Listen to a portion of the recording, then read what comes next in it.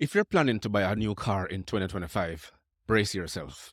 President Trump's 25% tariff on imported vehicles and auto parts are set to impact your wallet. Even cars assembled in the US aren't exempt.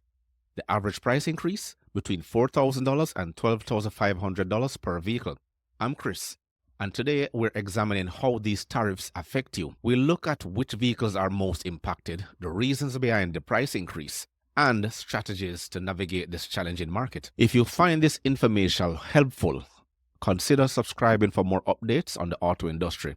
Your support helps us continue providing valuable insights. In March 2025, President Trump invoked Section 232 of the Trade Expansion Act to impose a 25% tariff on imported passenger vehicles and certain auto parts, citing national security concerns. This move aims to bolster domestic manufacturing but has significant implications for consumers. Even vehicles assembled in the US rely heavily on imported parts. For instance, the Ford F-150, a top-selling model, contains only about 32% US or Canadian components.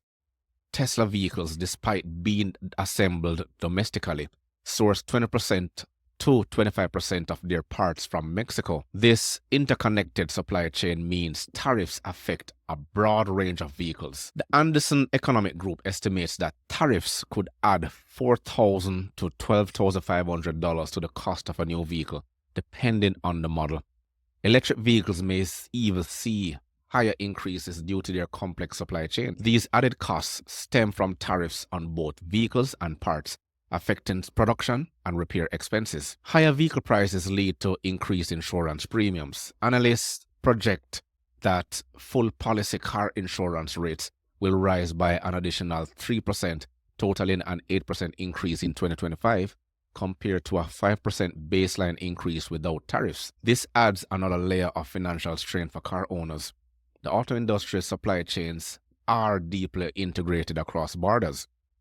Tariffs disrupt the system, leading to production delays and potential layoffs. For example, Stellantis temporarily shut down its Windsor, Ontario assembly plant to assess impact of tariffs. Such disruptions can lead to reduced vehicle availability and further price increases. In response to US tariffs, Canada imposed its own 25% tariffs on US-made vehicles that aren't compliant with the USMCA. This trade tension adds complexity to the market, affecting both manufacturers and consumers. So, what can you, the consumer, do?